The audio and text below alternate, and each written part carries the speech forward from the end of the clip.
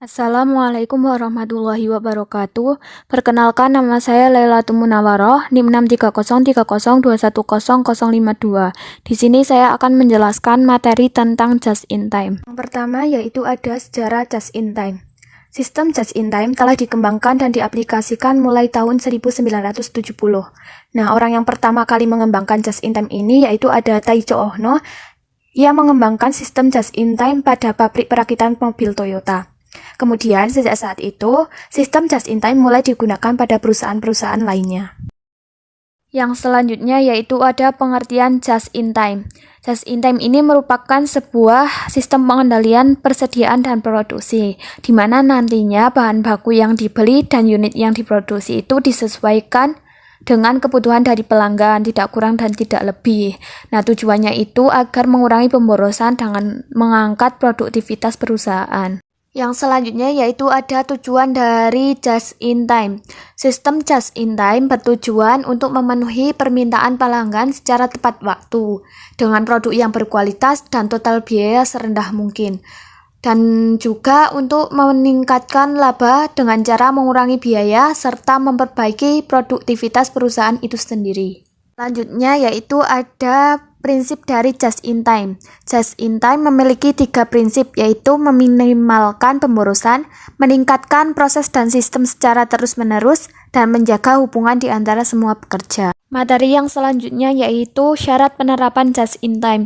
Yang pertama dengan mengatur layout pabrik, contohnya dengan cara merancang titik penyerahan bahan baku yang tidak jauh dari tempat produksi.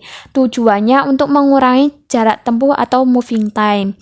Yang kedua, pemberdayaan karyawan, yaitu dengan mengadakan pelatihan kepada karyawan agar bisa membedakan antara sistem tradisional dengan sistem just in time. Yang ketiga, pengendalian visual. Pengendalian visual ini sangat diperlukan dalam sistem just in time karena dapat melihat adanya kemacetan produksi atau kelebihan kapasitas. Nah, bila terjadi masalah dalam proses produksi, maka masalah tersebut bisa diatasi oleh beberapa bagian tertentu sehingga proses produksi dapat berjalan dengan baik. Yang keempat, eliminasi kemacetan. Nah, eliminasi kemacetan dalam fase setup maupun dalam masa produksi dapat dilakukan dengan beberapa pendekatan yang melibatkan tim fungsi silang yang terdiri dari Departemen Perekayasaan, Manufaktur, Keuangan, dan departemen lainnya yang relevan. Seperti contoh, apabila terjadi kemacetan dalam suatu proses produksi, operator atau pihak yang bertanggung jawab harus segera mengatasi agar proses produksi kembali berjalan dengan lancar. Yang kelima, ukuran lot kecil dan waktu setup. Semakin besar lot produksi, maka semakin besar manfaat ekonomis sehingga semakin rendah biaya produksi. Pada sistem just in time, ukuran lot kecil dan pengurangan waktu setup dianggap paling ideal. Yang keenam, kontrol pada proses produksi. Kontrol ini dilakukan untuk menciptakan sistem produksi yang sesuai dengan harapan tanpa adanya kemacetan dan kerusakan pada proses. Karyawan dan mesin penunjang produksi juga harus dalam keadaan normal. Yang ketujuh, total productive maintenance. Kegiatan ini untuk menjaga agar mesin dan alat penunjang produksi dapat berjalan dengan baik sehingga menghasilkan barang dengan kualitas yang terjamin. Yang kedelapan ada pemasok. Dalam prinsip just in time, pemilihan pemasok harus dilakukan secara selektif karena perusahaan membutuhkan pemasok yang dapat mengirimkan bahan baku tepat waktu, lot kecil, dan pengiriman dengan frekuensi yang sering. Selanjutnya yaitu ada kekurangan dan kelebihan just in time.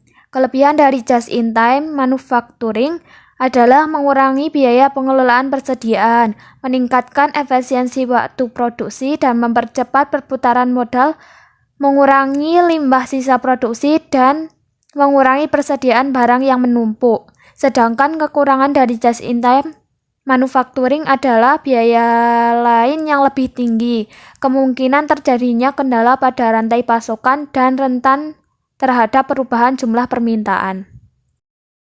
Merupakan penerapan just in time pada PT Pizza Hut Delivery. Yang pertama yaitu ada perbandingan frekuensi pembelian bahan baku di PT Pizza Hut Delivery antara metode tradisional dengan metode just in time. Pada saat menggunakan metode tradisional, pembelian bahan baku hanya sebanyak 48 kali per tahun, sedangkan pada saat menggunakan metode just in time sebanyak 96 kali per tahun. Pada saat menggunakan metode tradisional, biasanya dikirim pemasok hanya 4 kali sebulan, sedangkan setelah perusahaan Pizza Hut Delivery menggunakan metode just in time, setiap bulan dikirim sebanyak 8 kali. Yang kedua yaitu perbandingan biaya pemesanan. Pada tahun 2016, Pizza Hut Delivery masih menggunakan metode tradisional, sehingga biaya pemesanan bahan baku sebesar 347.035.326, sedangkan pada tahun 2017 Pizza Hut sudah menggunakan metode just in time dengan biaya pemesanan sebesar 274.413.970. Nah, bisa dilihat bahwa biaya pemesanan menggunakan just in time lebih sedikit daripada menggunakan metode tradisional. Yang terakhir yaitu perbandingan biaya penyimpanan di PT Pizza Hut. Bisa dilihat di situ bahwa pada tahun 2016 biaya penyimpanan sebesar 160 juta, sedangkan pada tahun 2017 saat PT Pizza Hut Delivery sudah menggunakan sistem just in time hanya mengeluarkan sebesar 135 juta. Bisa dikatakan bahwa saat menggunakan sistem just in time, PT Pizza Hut Delivery lebih sedikit mengeluarkan biaya penyimpanan. Mungkin cukup sekian presentasi dari saya, kurang lebihnya mohon maaf. Wassalamualaikum warahmatullahi wabarakatuh.